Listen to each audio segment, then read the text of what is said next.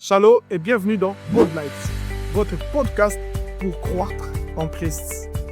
Je suis le docteur Souvien Joseph Mébius, serviteur de Jésus-Christ et docteur de ministère, travaillant dans le corps de Christ et responsable visionnaire des églises de la Nouvelle Alliance et du ministère de la Nouvelle Alliance. Nous commençons avec vous une série importante d'enseignements. Restez branchés, nous l'avons intitulé « Vivre l'Évangile ». Il ne s'agit pas de vivre autre chose, mais de l'Évangile. Il ne s'agit pas de regarder l'Évangile, pas de copier l'Évangile, pas d'écouter seulement, mais de vivre l'Évangile. Quelque chose changera en vous. Je vous prie de rester branchés, étape par étape, épisode par épisode, jusqu'au bout de cet épisode, et que vous terminerez tous les épisodes, quelque chose de concret commencera à se passer en vous. Et je vous donne déjà rendez-vous tout de suite.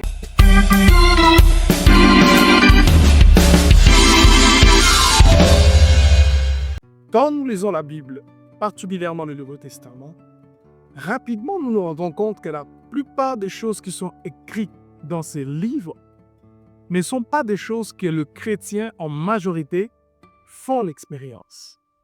C'est-à-dire il y a une sorte de gouffre entre les Écritures, de déclaration des Écritures, de vérité dévoilée dans la Bible et l'expérience de chrétiens, particulièrement de nos jours. C'est qu'il y a un souci. Un grand souci. Le message du Nouveau Testament est un message précis.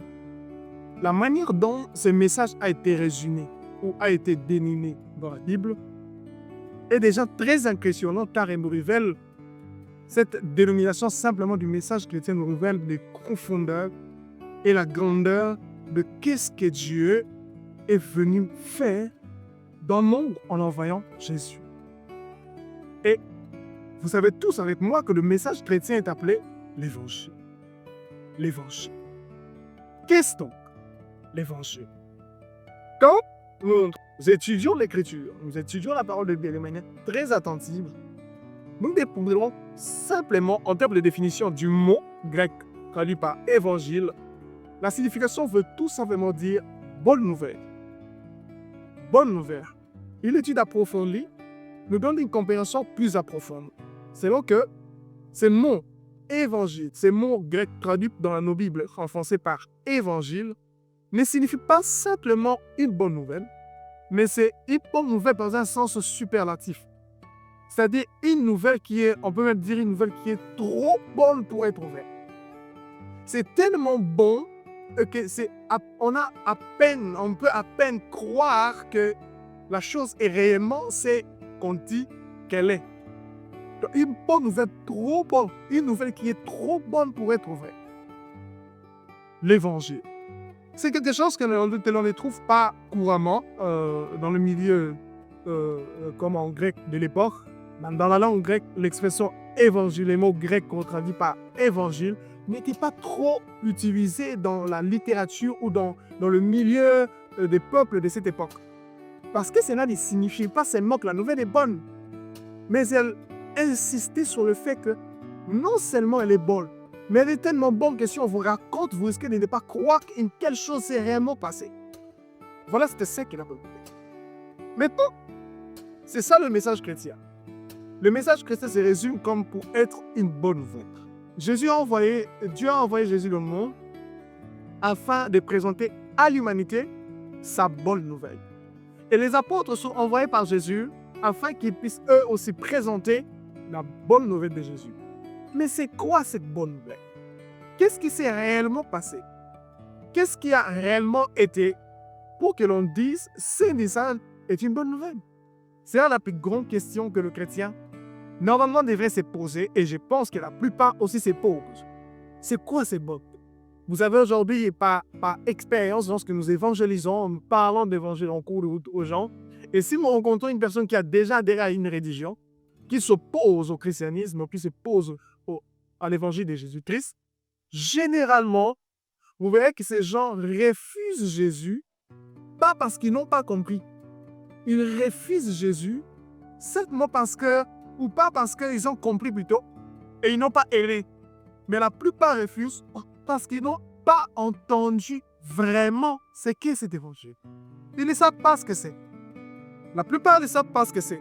La plupart des personnes que nous rencontrons sur le chemin de l'évangélisation, quand nous leur présentons l'évangile de Jésus-Christ, et si surtout comme nous rencontrons des personnes qui ont déjà adhéré à une quelconque religion, soit l'islam ou je ne sais quelle autre, la raison pour laquelle ils refusent le message chrétien, ce n'est pas parce qu'en l'écoutant, ils ont entendu, ils ont vu que c'était mauvais. Mais c'est fondamentalement parce qu'ils n'ont pas compris, au fait, quel est ce message en réalité. Et j'en ai rencontré plusieurs chrétiens, évidemment, qui ont 10 ans dans le Seigneur, 15 ans, 20 ans en Christ, mais qui n'ont jamais palpé l'essence de ce qu'on appelle l'évangile. Vous savez, Jésus est trop puissant. Dieu est tellement puissant que je me souviens un jour, un ami, serviteur de Dieu, un jour on échangeait avec lui. Lui, à son âme, il est décédé, je crois, 2 ans, 1 année, 2 ans passés. C'était un ami très proche, un collaborateur dans le ministère. Ses frères, un jour, au début de nos rencontres, alors on échangeait, on parlait et tout ça, il m'entendait prêcher l'évangile. Il était déjà serviteur de Dieu. Et il me posait certaines questions et je lui répondais par rapport à la Bible et tout ça. Un jour, quand je lui ai donné une réponse en rapport avec l'évangile, expliquant ce que c'était l'évangile, il m'a regardé en face et m'a dit, vous savez, même ce qu'on aime dire Jésus, nous tous si tu restes humble, il finira par te retourner la tête en haut, le pied en bas. Il est tellement amour que même quand on ne comprend pas, il nous accorde quand même sa grâce. C'était une réaction très humble qui m'avait fortement touché. En fait, c'est une situation, le cas de la plupart des chrétiens. Ils disent l'évangile, mais ils ne savent pas exactement c'est quoi. Ils disent bonne nouvelle. Mais même parfois, ce qui est triste, c'est que quelqu'un peut être pasteur, prédicateur, évangéliste, et il vous prêche l'évangile, et il vous dit, je vous annonce la bonne nouvelle de Jésus. Mais quand vous l'entendez parler, ce qu'il vous dit ne peut jamais être une bonne nouvelle pour quelqu'un. La part des messages qu'on annonce aux gens comme bonne nouvelle n'est même pas une bonne nouvelle. Prenez un exemple pratique. Une personne qui vit dans le péché, il vit dans la souffrance, dans le péché. Maintenant, il fait de son mieux pour se débarrasser de ses péchés, mais il n'arrive pas. Du coup, il rencontre quelqu'un en cours de route qui lui prêche l'évangile. Je vais t'annoncer une bonne nouvelle. Et c'est quoi cette bonne nouvelle? Et cette personne lui dit, Jésus est mort sur la croix pour tes péchés. Abandonne tes péchés, laisse tes péchés. Si tu ne laisses pas, tu vas aller en enfer. Mais si tu laisses, tu vas aller au ciel. Dites-moi, la personne a déjà du mal à laisser le péché. Il souffre, il n'arrive pas à laisser ses péchés. Toi, tu viens, tu me dis encore, laisse. Si tu ne laisses pas, tu vas aller en enfer. Et si tu laisses, tu vas aller au ciel. En quoi cela est une bonne nouvelle pour vous? C'est une autre condamnation pour vous. Il ne sait pas capter en quoi ce que tu me dis est bon comme nouvelle. Il s'est dit, bon, franchement, je me battais tout seul. Je voulais m'en débarrasser tout seul de cette chose. Et voilà encore une condamnation de plus. On vient encore me dire que je dois laisser, sinon je vais aller en enfer. Eh bien, la personne ne sait même pas s'en sortir. C'est quoi la bonne nouvelle? C'est quoi la bonne nouvelle? En résumé, qu'est-ce que c'est que l'Écriture appelle évangile, bonne nouvelle et Dieu? Comment je peux résumer ça? Il y a plusieurs manières de le résumer. Mais ici, je préfère vous le résumer en ce sens. Voici la bonne nouvelle de Jésus-Christ. Le conflit est réglé. C'est le contenu. Le conflit que vous aviez l'un avec Dieu est réglé de manière définitive et éternelle. Et en plus de cela, non seulement le conflit est réglé, mais vous êtes élevé. C'est de ça qu'il s'agit. La bonne nouvelle de Jésus-Christ est telle que l'homme qui était en inimitié contre Dieu, qui était en conflit avec Dieu à cause de son état de péché, eh bien, ce conflit a été définitivement réglé. Cette guerre que l'homme avait avec Dieu à cause du péché et des péchés, cette guerre a pris fin. Et cet homme qui était dans une basse condition, cet homme qui était au sol, cet homme qui était sans valeur, a été élevé dans la création. C'est cela la bonne nouvelle. Et c'est autour de ça ce que nous allons faire ici. Parce que nous n'allons pas simplement vous donner des informations sur ces choses. Car notre thème de cette série est vivre l'évangile. Il n'est pas question juste d'avoir les informations sur cet évangile, mais il est également question de vivre cet évangile. Permettez-moi de préciser cette chose. Le message chrétien n'est pas une doctrine à écouter et à garder en mémoire, pour commencer à s'en souvenir, et commencer simplement à raconter aux autres. Et attendre quelque chose qui viendra, mais qui n'est pas encore venu. Ça n'a jamais été quelque chose qui a été présenté dans l'Écriture comme doctrine chrétienne. Le message chrétien est quelque chose que l'on annonce, auquel on croit, et dans laquelle on commence à vivre. Vous comprenez cela? Donc il est question de choses faites, de choses accomplies. Et donc, celui à qui l'on annonce ces choses doivent entrer en contact avec ces choses et commencer à vivre ces choses. Non pas à vivre en imitant ces choses, mais à vivre réellement ces choses. Donc il y a un principe dans le Nouveau Testament, ce principe qui a commencé par notre précieux Seigneur lui-même, le principe de l'incarnation. Jésus est la parole, mais faite chair. La parole qui s'est traduite en un être humain. Alors qu'il parlait, alors qu'il marchait, alors qu'il pensait, alors qu'il agissait, c'était la parole en l'œuvre, la parole en action.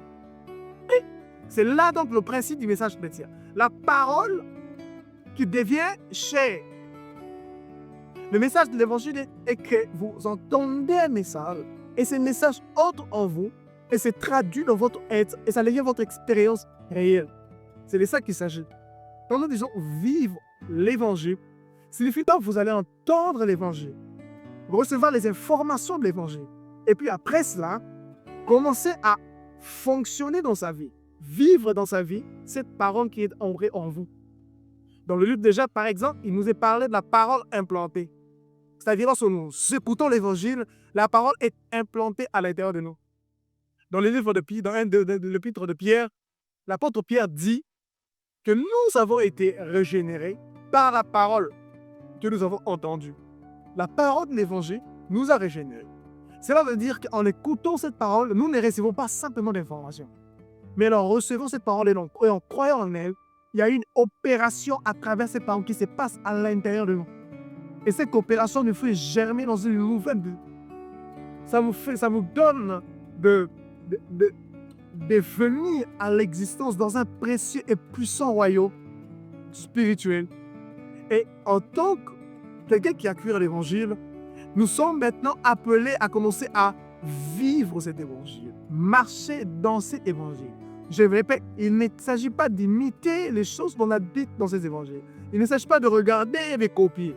Il est question de reproduire de manière dynamique, reproduire de façon, de manière fluide. Donc, reproduire la chose dans sa vie.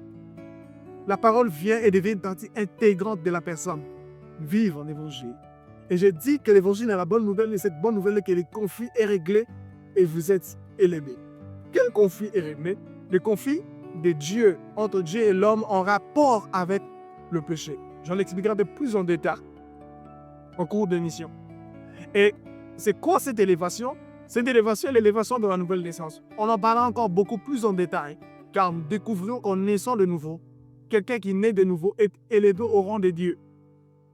Devenant ainsi une créature parmi tant d'autres, mais une créature possédant la nature, la vie et l'esprit divin à l'intérieur de lui, et même la puissance divine devenant une partie intégrante de sa personne. C'est quelque chose de très grand. Non seulement le conflit est réglé, mais vous êtes élevé. Qu'est-ce donc? Vous êtes né de nouveau. Qu'est-ce donc? Cela implique à ce que la vie de Dieu, la nature de Dieu, la puissance de Dieu, l'esprit de Dieu vient habiter dans l'homme et devient une partie intégrante de sa personne pour toujours. Et ainsi donc l'homme rejoint les rangs de Dieu et fonctionne sur cette terre comme une créature avec les attributs et les vertus divines. Il y a trop de choses à dire là-dessus. C'est une très très très bonne nouvelle. Ainsi donc, de la mort à l'ensevelissement du Christ, nous apprendrons comment le conflit est réglé. Donc, c'est ce que nous allons voir. Et de sa résurrection à son ascension, il nous a totalement élevés. C'est quelque chose de profond. Et je ne saurais pas dire toutes les choses détaillées au sujet de ces deux grandes déclarations. Mais c'est ce qui va nous accompagner dans cette série d'enseignements sur vivre l'évangile. Permettez-moi de dire quelque chose de plus sûr, avant même d'arriver quelque chose, avant même de commencer à parler de son enseignement. C'est que plusieurs personnes, les êtres humains sur cette terre, continuent à vivre dans une conscience de conflit entre eux, donc les hommes, et Dieu. Ils continuent à demeurer dans une situation où, voyant Dieu très loin d'eux, et que eux aussi, ils étaient très loin de Dieu, et qu'ils savaient que si seulement ils ont une vision de Dieu comme quoi, c'est quelqu'un qui est au ciel, tenant un fouet, et qui le regarde, et qui est prêt à les avoir avec eux dès qu'ils vont mourir, paf, il va les frapper. Vous pouvez même voir, il y a une conscience de paix. Certaines personnes vivent dans un état de conscience de peur, de crainte de mourir, de peur de la mort. Ils ont constamment peur de mourir. Pourquoi? Parce qu'ils se disent, si je meurs aujourd'hui, eh bien, ça va barder pour moi. Ils ont une conscience comme quoi rencontrer Dieu, c'est juste pour souffrir. C'est vraiment une conception qu'on retrouve dans la plupart des gens. Et même le pire est que certains chrétiens, même plusieurs, la plupart, que moi j'ai rencontrés au cours de ma vie, la plupart ont tellement peur de rencontrer Dieu, ils ne veulent même pas rencontrer Dieu. Quand on leur dit par exemple que Christ est en train de revenir, ça n'a jamais été une bonne nouvelle pour eux. Jésus revient bientôt. Eh bien, ils ont peur, ils disent oh non, ils attendent d'abord. Ils ont encore une conscience de conflit avec Dieu. Plusieurs personnes, même dans leur vie, au cours de leur vie chrétienne particulièrement, vous verrez que parfois une telle chose ne marche pas dans sa vie, une telle chose ne marche pas. Et la conscience, généralement leur conscience est pour sur ce point, sûrement parce que j'ai fait telle chose à Dieu, sûrement parce que je me suis tellement mal comporté que Dieu me prive de telle chose. Sûrement parce que je pêche, j'ai péché, sûrement parce que j'ai ces genres d'imperfections, sûrement je dois atteindre un niveau de perfection pour pouvoir régler tous mes conflits avec Dieu. Je dois être juste en tout point, parfait et de manière détaillée avant que Dieu puisse m'agréer ou me recevoir d'une manière ou d'une autre. Et cette mentalité est une mentalité selon qu'ils ne savent pas et les conflits qu'ils avaient avec Dieu a été complètement résolu de manière définitive par l'œuvre du Christ. Et particulièrement à travers sa mort. La mort à l'ensevelissement du Christ, les conflits entre Dieu et l'homme a été définitivement réduit. C'est ce que nous allons voir. Et de sa résurrection à son ascension, il nous a totalement élevés. C'est quelque chose de profond. Et je ne saurais pas dire toutes les choses détaillées au sujet de ces deux grandes déclarations. Mais c'est ce qui va nous accompagner dans cette série d'enseignements sur vivre l'évangile. Permettez-moi de dire quelque chose de plus sûr, seulement avant même d'arriver quelque chose, avant même de commencer à parler de son ensevelissement. C'est que plusieurs personnes, les êtres humains sur cette terre, continuent à vivre dans une conscience de conflit entre eux, donc les hommes, et Dieu. Ils continuent à demeurer dans une situation où, voyant Dieu très loin d'eux, et que eux aussi, ils étaient très loin de Dieu, et qu'ils savaient que si seulement ils ont une vision de Dieu comme quoi, c'est quelqu'un qui est au ciel, tenant un fouet, et qui le regarde, et qui est prêt à les avoir avec eux dès qu'ils vont mourir, paf, il va les frapper. Vous voyez même quand il y a une conscience de paix, certaines personnes vivent dans un état de conscience de peur, de crainte de mourir, de peur de la mort. Ils ont constamment peur de mourir. Pourquoi? Parce qu'ils se disent, si je meurs aujourd'hui, eh bien, ça va barder pour moi. Ils ont une conscience comme quoi rencontrer Dieu, serait juste pour souffrir. C'est vraiment une conception qu'on retrouve dans la plupart des gens. Et même le pire est que certains chrétiens, même plusieurs, la plupart, que moi j'ai rencontrés au cours de ma vie, la plupart ont tellement peur de rencontrer Dieu. Au point qu'ils ne veulent même pas rencontrer Dieu. Quand on leur dit par exemple que Christ est en train de revenir, ça n'a jamais été une bonne nouvelle pour eux. Jésus revient bientôt. Eh bien, ils ont peur, ils disent oh non, ils attendent d'abord. Ils ont encore une conscience de conflit avec Dieu. Plusieurs personnes, même dans leur vie, au cours de leur vie chrétienne particulièrement, vous verrez que parfois une telle chose ne marche pas dans sa vie, une telle chose ne marche pas. Et leur conscience, généralement leur conscience est pour sur ce point, sûrement parce que j'ai fait telle chose à Dieu, sûrement parce que je me suis tellement mal comporté que Dieu me prive de telle chose. Sûrement parce que je pêche, j'ai péché, sûrement parce que j'ai ces genres d'imperfections, sûrement je dois atteindre un niveau de perfection pour pouvoir régler tous mes conflits avec Dieu. Je dois être juste en tout point, parfait, de manière détaillée, avant que Dieu puisse m'agréer ou me recevoir d'une manière ou d'une autre. Et cette mentalité est une mentalité selon qu'ils ne savent pas et les conflits qu'ils avaient avec Dieu a été complètement résolu de manière définitive dans l'œuvre du Christ et particulièrement à travers sa mort. Ça, c'est un point. Dans Colossiens chapitre 1er, verset 10, nous lisons « Et parmi a réconcilié toutes choses avec elle-même, ayant fait la paix par le sang de sa croix. » La Bible dit que par le sang de la croix de Christ, Dieu a fait la paix avec le monde. Dieu a fait la paix avec le monde. Dans Romains chapitre 5, le verset 1, il est écrit « Ayant donc été justifiés sur le principe de la foi, nous les chrétiens, nous avons la paix avec Dieu par notre Seigneur Jésus-Christ. » Nous avons la paix. Il n'y a plus de conflit, plus de guerre entre moi et Dieu, d'aucune manière. Nous avons la paix avec Dieu. Jésus, en partant dans Jean chapitre 16, il a dit aux disciples, « Je vous donne la paix, je vous laisse ma paix. » Et puis il précise, « Je vous la donne, pas comme le monde la donne. » Il dit donc qu'il nous donne la paix, mais cette paix, la manière dont il nous la donne, n'est pas comparable à la manière dont le monde nous donne sa paix. Comment le monde nous donne sa paix? Et comment Christ nous donne sa paix? Lui nous donne sa paix à travers son œuvre éternelle. Cette œuvre qui nous accorde une paix éternelle avec Dieu, pas une paix temporelle. Dans le monde, la paix que nous pouvons acquérir auprès des hommes sont généralement des paix temporaires. Aujourd'hui, ça va, et demain, ça peut barder. C'est ça la paix qu'on obtient auprès des hommes.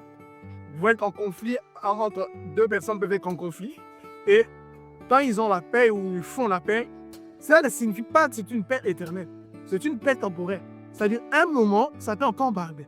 Et ainsi, donc, l'un ou l'autre, chacun doit vivre dans ses gardes. Question d'éviter de pouvoir heurter encore la sensibilité de son prochain. Il risque de ramener encore la guerre d'avant. Vous voyez un peu, c'est le genre de paix que nous avons dans le monde. Un tel pays peut faire la paix avec un autre, et parce qu'ils étaient en conflit, mais chacun doit vivre sur ses gardes, parce qu'en moindre pépin, la guerre peut reprendre. Mais Jésus dit, je vous donne ma paix, pas comme le monde la donne. C'est-à-dire, c'est une paix qui vous sera communiquée une fois pour toutes. Il n'y aurait pas question qu'une guerre, une autre reprenne. Je vous donne la paix de manière définitive. Donc, vous n'aurez plus besoin de je ne sais quoi pour pouvoir chercher à nouveau une paix. Une paix éternelle, une paix stable, une paix durable, une paix réelle. Vous voyez, dans ce monde, quand nous entendons les discours de chefs d'État de ces morts, vous voyez, généralement, le pays en guerre, vous entendez souvent ce genre d'expression, nous cherchons une paix durable, nous cherchons une paix durable, nous cherchons une paix durable. Ils ne peuvent pas dire une paix éternelle. Ils ne peuvent pas dire une paix éternelle. Ils disent durable. Mais généralement, en cherchant même cette paix durable, ils n'obtiennent pas cette paix durable. Ils n'ont pas cette paix durable. En Jésus-Christ, nous avons la paix durable avec Dieu et même éternelle. C'est ce que la Bible nous dit. Mais plusieurs chrétiens continuent à vivre encore dans la confusion ou parfois dans des troubles et parfois dans l'inconscience d'être encore victimes, d'être encore des personnes qui ont des problèmes qui doivent régler avec Dieu. Non. Chers frères et sœurs, la bonne nouvelle de Jésus est que, en venant à lui, vous retrouverez la paix avec Dieu et une paix éternelle. Plus de conflits. Plus de conflits. Il y en a d'autres qui disent, oui, quand nous venons à Christ, plus de conflits, mais faisons attention, dans quelques temps, les conflits peuvent reprendre. Alors, ils vivent constamment dans une attitude où ils ont peur que les conflits reprennent. Ils marchent comme si c'est diverses choses à agir ou vivre de cette manière, le conflit va reprendre. Mais la Bible dit, il n'en est pas ainsi. Cette paix, nous l'avons dans la rédemption qui est en Christ Jésus. Et cette rédemption dans l'Écriture a été présentée comme une rédemption éternelle. J'en parlerai de plus là-dessus. Je vais plus insister dans les épisodes du viendront sur cette question de la rédemption éternelle ou du salut éternel. Alors, quelle est généralement la base ou le fondement de ces raisonnements de gens qui le maintiennent captif de la culpabilité? C'est la conception de la croix de Jésus. La plupart des chrétiens n'ont pas eu une vision correcte. Ou même, ils n'ont pas eu l'opportunité d'apprécier, de profiter du bénéfice de la croix de Jésus, des enseignements bibliques au sujet de la croix de Jésus. plusieurs n'ont pas pu bénéficier de ça. À cause de deux grandes interprétations, deux majeures interprétations sur la parole de Jésus, ou même, je dirais, deux insistances. D'accord? Deux points sur lesquels le chrétien, la plupart des grandes doctrines insistent quand on parle de la croix de Jésus, et qui sont complètement des interprétations erronées, et qui étouffent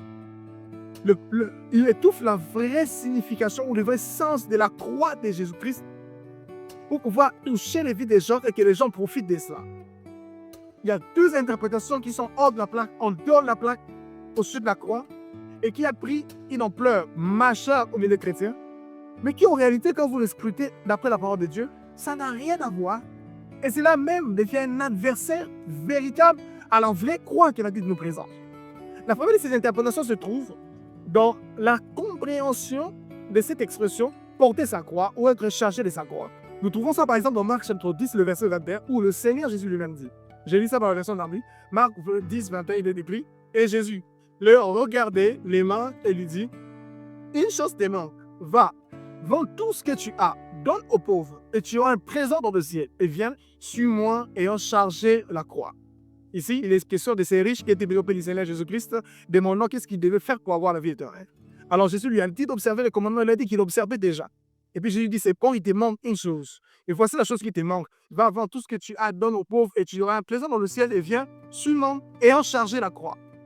Nous avons encore lu chapitre 14, le verset 27, où le Seigneur dit, et quiconque ne porte pas sa croix et ne vient pas à moi, ne peut être mon disciple. Alors, il y a toute une doctrine qui est bâtisse. Il y a tout un concept, toute une manière, une philosophie, même rattachée à la vie éternelle qui se retrouve dans ces passages, qui se retrouve dans une mauvaise interprétation de ces passages. Et donc, ces interprétations réunissent directement l'expression « croix à la souffrance ». Ils disent donc, l'évangile de Jésus, le message de Jésus, présente la croix de Christ. Et cette croix signifie donc, quand vous venez à Jésus, vous devez supporter les souffrances. Vous devez beaucoup aimer. Vous devez souffrir. Chez nous, Jésus a dit, il faut porter ta croix. Si tu refuses de souffrir, donc tu ne veux pas connaître les souffrances comme les autres, comme Jésus avait souffert, toi aussi tu dois souffrir.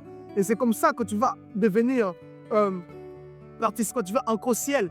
Et si tu ne souffres pas avec le Seigneur Jésus-Christ, donc ça ne va pas marcher, il faut que tu souffres. Donc quand parfois le manque d'argent arrive dans la vie, c'est ça ta croix. Il faut toujours souffrir et porter. Dieu peut parfois te faire souffrir par le fait que tu peux manquer d'enfants, c'est la souffrance. Tu peux être dans la maladie, ce sont les souffrances de la croix. Notre croix, nous devons porter ça dans la maladie, dans la pauvreté, dans la misère. Alors c'est notre croix. Ce sont des interprétations idiotes et stupides et qui emmènent les enfants de Dieu à ne pas apprécier la croix de Jésus qui sauve. Des interprétations hors de la plaque, en dehors de la plaque. Et à cause de cela, croix est directement reliée à souffrance. Et dès qu'il vient à Jésus, quand il écoute, il doit porter sa croix. Et il écoute que Monsieur est mort sur la croix pour nos péchés. Directement lui dit, en croyant en Jésus, tu dois nous porter ta croix. C'est-à-dire, tu vas commencer à rencontrer des circonstances difficiles dans la vie, des choses compliquées, tu dois supporter. Attendre seulement, porter la croix, tu dois supporter. Les maladies vont venir. Tu vas tu vas perdre ton travail. Et puis vous savez, il y a des gens qui croient à des histoires. Si vous lisez la Bible, vous ne pouvez pas croire à des choses mariées. Mais il y a des gens qui font de leur foi. Et parfois, ce qui m'étonne, parfois, c'est des personnes responsables. Hein. Quelqu'un qui a fait 50 ans, parfois un intellectuel aussi, c'est-à-dire qui est capable de lire la Bible d'abord intellectuellement par alors voir ce que le texte dit, mais qui n'est pas motivé à le lire et qui préfère croire à des fables habilement conçues, bon, celui qui est inspiré par l'ennemi pour étouffer la vraie signification et la bonne implication de la croix de Christ. Alors, d'où vient cette doctrine? Je ne vous parle pas les sources de manière détaillée, mais prenons juste la compréhension de ces textes tordus, dans les interprétés en dehors de leur sens. Dans Marc 10, 21, nous avons Jésus qui rencontre un riche qui vient auprès de lui pour lui demander qu'est-ce qu'il faut qu'il fasse afin d'avoir la vie. Ramenons les tournons dans le contexte de l'époque. Jésus a parlé Les enseignements de Jésus sont les enseignements uniques. Personne d'autre n'avait dit les choses que Jésus disait. Personne d'autre n'avait révélé le mystère de révéler. Il avait dit que sa doctrine venait du ciel, du Père. Dieu est celui qui lui a enseigné les choses qu'il a enseignées. C'est ce qu'il a dit lui-même dans l'évangile de Jean. Il disait des choses, il comprenait les Écritures de manière différente et son interprétation n'était pas semblable à celle des pharisiens, des scribes et des sadducéens. Il était rempli du Saint-Esprit, fonctionnant avec le Saint-Esprit. Et il était le seul être humain sur la terre à connaître ce qu'il connaissait. Car il était venu comme la lumière du monde, mais lui, le monde devait être éclairé. Et quand il a commencé à prêcher, il a contré presque toutes, pour ne pas dire presque, il a contré toutes les interprétations qu'il avait trouvées. Imaginez maintenant là que quelqu'un vienne et commence à vous enseigner les choses qui vont à l'encontre de tout ce que vous avez entendu dans le monde. Et il vous dit qu'il est la lumière. Si vous ne le croyez pas à ce qu'il dit, vous êtes égaré. Eh bien, c'est la situation dans laquelle Christ s'est retrouvé. Le seul être humain sur terre avec la totalité de la vérité. Et il annonce au monde entier la vérité. Il dit, vous devez me suivre. Si vous ne me suivez pas, vous êtes perdus. Alors qu'il y a des gens qui vivent de leur doctrine, qui vivent de leurs enseignements. Ils ont la manière dont ils ont déjà structuré leurs enseignements. Et ils ont déjà assisté, ils interprètent, ils attendent des choses d'après leur interprétation. Du coup, un Indien, il vient, il dit, pour tout ce que vous dites là est faux. Vous devez me croire en moi, ou bien vous comprenez mal, c'est moi qui éclaire tout. Et le monsieur vient, il dit, mais là, qu'est-ce que je dois faire pour avoir la vie éternelle? Parce que toi, tu prêches que si quelqu'un vient à toi, il va avoir la vie éternelle. Je dois faire quoi? Puisqu'il s'était habitué à la mandater de faire des choses pour recevoir. Souvenez-vous, dans l'Ancien Testament, pour recevoir quoi que ce soit de Dieu, il faut faire ceci. Dieu dit, tu fais ça, je te donne ça. Et le monsieur, je lui dis, qu'est-ce que je dois faire pour avoir la vie éternelle? Il s'attend dans la même mentalité. Eh bien, Jésus va lui répondre, il dit, bon, ok, observe le commandement, il lui prescrit le commandement encore de Moïse. Et le monsieur dit, oh, j'ai déjà observé toujours, depuis ma jeunesse. Il me dit, Jésus demain. Il dit, ben, maintenant, voici, il te montre une chose. Comme tu veux faire, vends tout ce que tu as. Prends ce que tu as, prends tout ce que tu as dans la météo. Quand tu vends, tu obtiens de l'argent. Et puis tu comptes tout ce que tu vas obtenir, distribue-le aux pauvres. Et puis tu auras le trésor dans le ciel. Viens, suis-moi, ayant chargé la croix. Pourquoi Jésus précise à la fin, ayant chargé la croix? Voici le contexte sacré. Comme je le disais, Jésus est le seul à annoncer la croix. Il est le seul à poser la vérité. Il dit être la lumière du monde. Tu l'écoutes, tu es sauvé. Tu ne l'écoutes pas, tu es perdu. Maintenant, toutes les personnes qui venaient à lui, qui croyaient en lui, ils connaissaient plusieurs sanctions au milieu du peuple, au milieu plutôt des responsables du peuple de l'époque, des responsables de religieux par exemple. C'est-à-dire quand vous croyez en Jésus, on excluait des gens au temple ou aux synagogues. C'est-à-dire certaines personnes n'avaient plus accès aux synagogues, ils n'avaient plus accès au temple si seulement on repérait qu'ils suivaient Jésus. Souvenez-vous de l'aveugle né que Jésus a guéri, quand ses parents sont venus. Il n'arrivait pas à parler correctement. Pourquoi? Parce qu'il a été...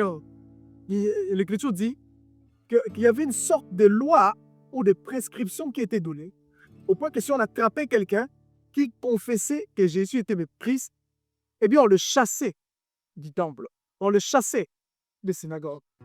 Alors, vous ne connaissez pas encore la valeur précieuse, la valeur qu'a le temple aux yeux des Juifs en l'époque. Ils sont tout une Bible, le Tanakh, l'Ancien Testament, qui est centré sur ce temple. Leur relation avec le Seigneur, leur Dieu, était concentrée sur ce temple. C'est-à-dire, venir être rejeté de ce temple, c'est comme être rejeté par Dieu, rejeté de Dieu. Et Jésus est venu. Il a commencé à présenter des nouvelles théories, ou je dirais même de la vérité, mais il commence à présenter la vérité, on peut dire de nouvelles pensées, qui pouvaient emmener les gens à une conclusion comme quoi vous n'avez pas forcément besoin d'un temple physique pour voir Dieu, parce que l'heure avait changé. Dieu ne venait plus dans un temple humain, mais qui venait habiter à l'intérieur de chaque être humain.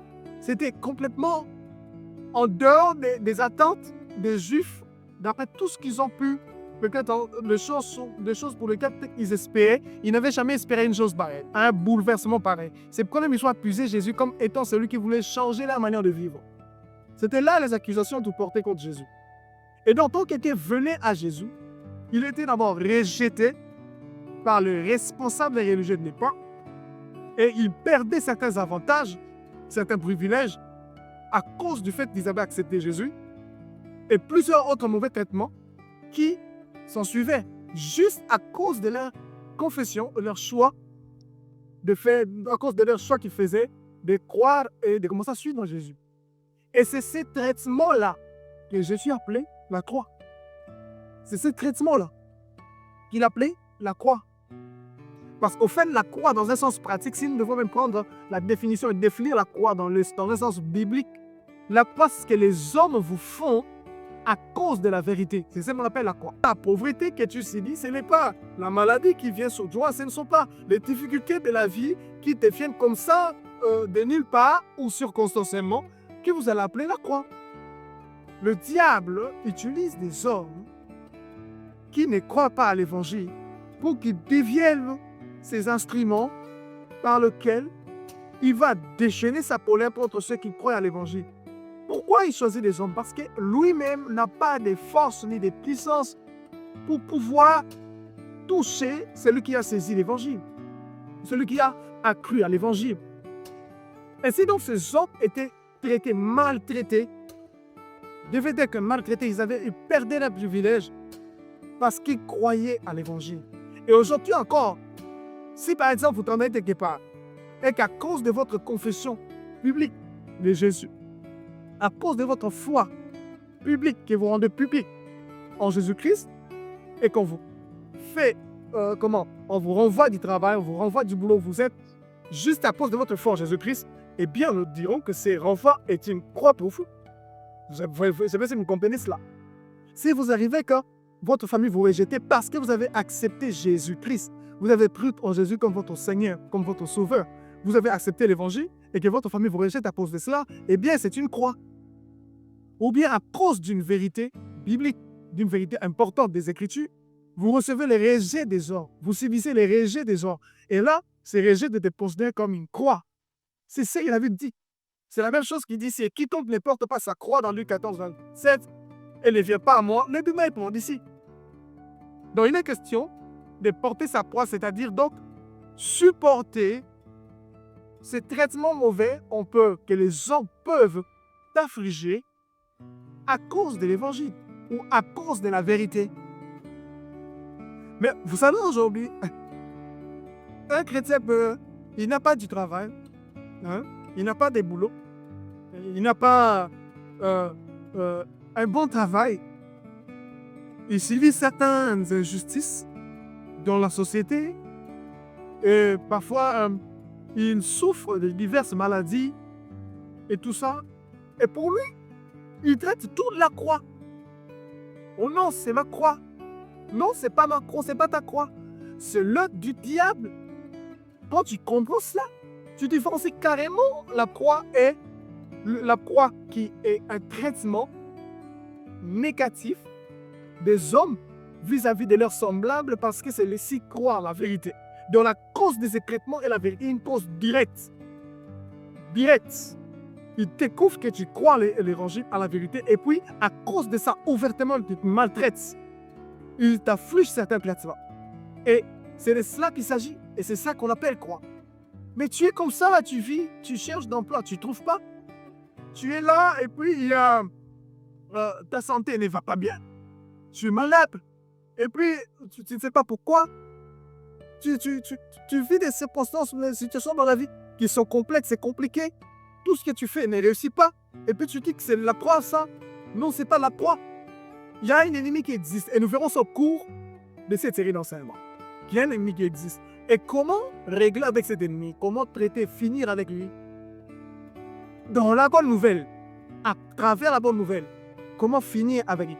Par l'autorité qui nous a été conférée dans la bonne nouvelle. Ça, c'est la première interprétation complètement qui va en dehors de la plaque et qui a fait en sorte que les chrétiens puissent raccorder l'expression croix à toute forme de souffrance, sans comprendre que la croix, dans ce sens de Marc 10, 21, Luc 14, 27, cela se réfère à un mauvais traitement à cause de la vérité.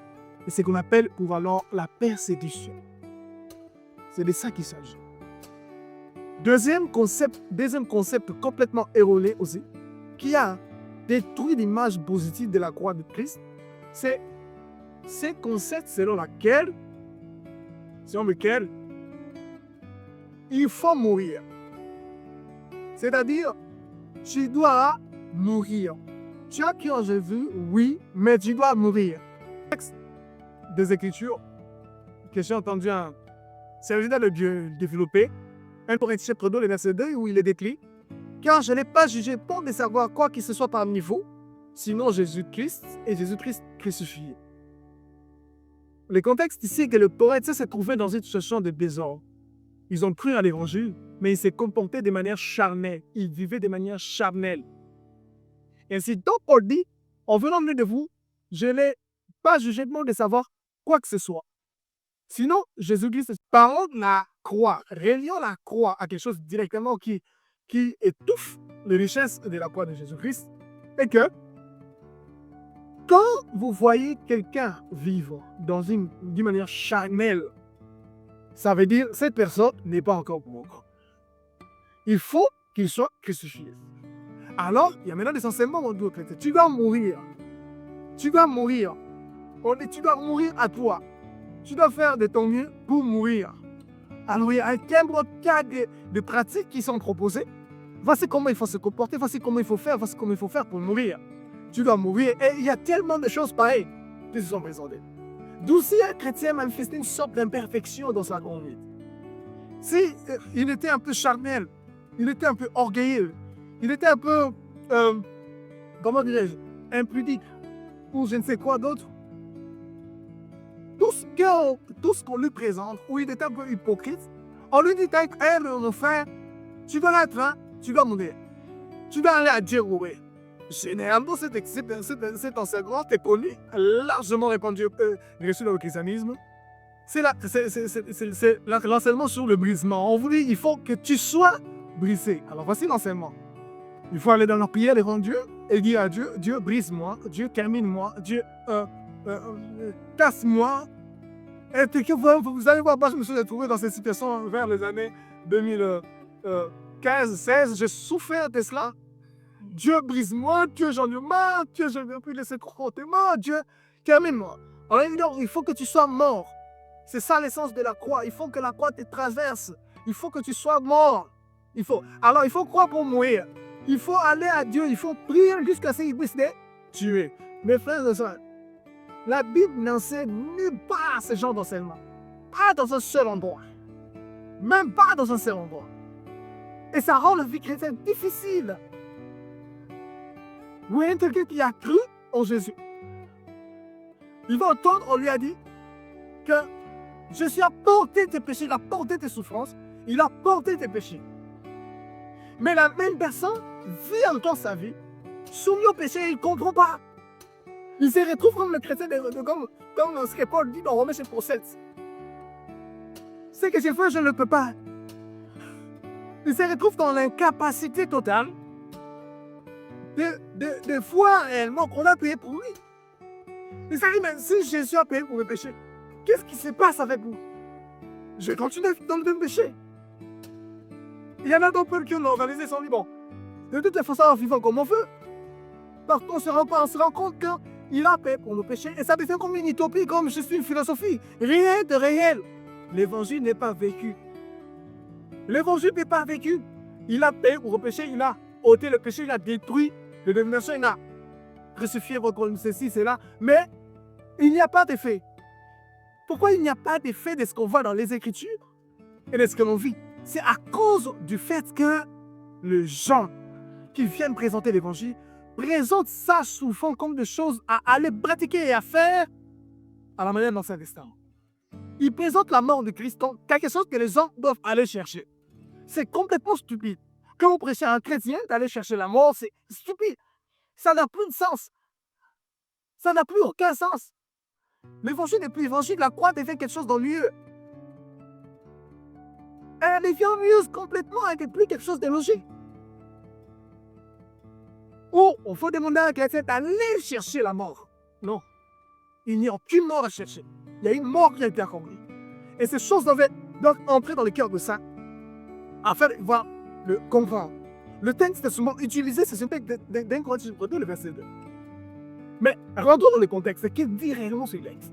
Paul retrouve le chrétien dans une situation charnelle. Le chrétien de Corinthe, il vivait charnellement.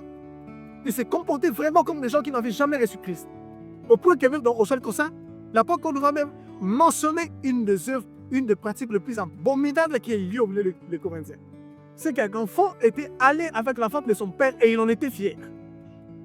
Il dit une impunicité qui a été retrouvée au milieu de vous. On le retrouve même pas cette impunicité parmi les païens. Donc vous dépassez même le païen au niveau de péché. Ce qui veut dire que c'était vraiment des chrétiens mais qui se sont retrouvés dans une situation de péché. Et qui n'a pas fait en sorte qu'ils ne soient plus chrétiens. Ils sont des chrétiens mais qui vivent plus que comme le païen, en mal. Et pour que c'est complètement inacceptable. Je ne peux pas l'accepter. Évitons, je suis venu au milieu de vous. Je n'ai pas jugé quoi, je n'ai pas jugé quoi de savoir autre chose parmi eux. Sinon, Jésus-Christ et Jésus-Christ crucifié. Il ne dit pas, je ne veux pas savoir autre chose parmi vous, sinon que vous alliez être crucifiés, que vous devez chercher à être crucifiés. Non, il dit Jésus-Christ et Jésus-Christ crucifié. Cela signifie que ces gens n'avaient aucune conscience du fait qu'ils ont été crucifiés avec le Christ. Ils voulaient établir la vérité que Jésus est crucifié. Parce qu'il y a un sens pratique pour nous. Il y a un bénéfice pour nous. Un bénéfice concret dans notre marche. Si nous palpons la réalité du fait que Jésus-Christ a été crucifié pour nous. Cela nous affecte. Donc on ne demande pas aux Corinthiens de mourir. Mais au contraire, il dit, si vous vous retrouvez dans cette situation, c'est parce que vous avez complètement cessé de regarder à la mort du Christ. C'est quelque chose que nous développerons plus profondément dans d'autres épisodes. Mais lorsque vous lisez même Galates chapitre 2 également, là nous avons un exemple beaucoup plus concret. C'est Pierre qui tombe dans une tentation. La tentation de l'hypocrisie. Quand Pierre tombe dans cette tentation et que Paul vient lui ramener à la vérité, Paul n'a pas dit à Pierre, tu dois mourir. Mais Paul a présenté la mort du Christ. Il a dit à Pierre, j'ai été crucifié avec Christ. Ce n'est pas que je dois être crucifié avec Christ. La mort, la croix, dans le sens qu'un chrétien doit le chercher et qu'il va chercher à mourir, est une doctrine anti-biblique. C'est une opposition à la vérité des Écritures. C'est même l'ennemi de la vérité que Jésus-Christ a emmené. Le fait est tel que Jésus est mort pour vous. Il est mort à votre place. C'est donc vous êtes besoin de faire, Romains chapitre 6, verset 11, voyez-vous vous-même comme étant mort au Christ. C'est une question d'état d'esprit. C'est une question d'état de conscience. La manière dont vous devez commencer à vous regarder, nous en parlerons en détail dans les prochains épisodes. Ainsi donc, les apôtres dans la Bible n'ont jamais enseigné aux croyants lorsqu'ils les trouvent dans un état de péché ou d'une faiblesse charnelle et qu'ils devaient aller chercher à être crucifiés. Ça, non. Mais au contraire, ils ont présenté des vérités bibliques montrant aux chrétiens qu'ils ont été crucifiés avec Christ. Ce sont des faits accomplis dans la personne de Christ et que les chrétiens n'ont pas besoin d'aller chercher, mais ils ont besoin de les saisir, de le voir, que les yeux de leur cœur soient illuminés et qu'ils voient les choses que Dieu a accomplies et qu'ils puissent y croire et profiter de cela parce que dès qu'ils vont le voir, ils y croient. La sens de Saint-Esprit est éclairé et cela applique l'œuvre du Christ dans leur expérience. Et ils vivent cette partie de l'évangile dans leur expérience. Dans notre prochain épisode, je vais parler concrètement de la bonne compréhension de la croix du Christ. C'est de ça qu'il s'agit. Nous présenterons la bonne compréhension de la croix du Christ. Comment la croix est positive pour nous. Voilà. La croix ne nous est pas négative. Elle est totalement positive. Au point que sans elle, il n'y a aucun pas qu'on puisse faire en Christ. Aucun pas. Et ce qui me pousse même à déclarer qu'il y a plusieurs personnes étant dans le milieu chrétien, se déclarant chrétiens, ne sont jamais devenus chrétiens parce qu'ils n'ont jamais compris ce qui est la porte pour entrer et devenir un chrétien. La croix est totalement positive. Du début à la fin, elle est toujours positive pour nous. C'est ce que nous allons voir. C'est quelque chose qui a été fait. Ce n'est pas une chose qu'on doit chercher. Nous ne cherchons pas à mourir car nous sommes morts. Et il y a quelque chose en nous. Nous devons appréhender cette mort. nous identifier à cette mort, afin que la puissance de l'Esprit Saint applique cette mort dans notre expérience, que nous commençons à ressentir cette mort dans notre réalité, que nous puissions l'expérimenter. Pas une quête, pas une recherche, mais plutôt une reconnaissance. Rendez-vous à la prochaine.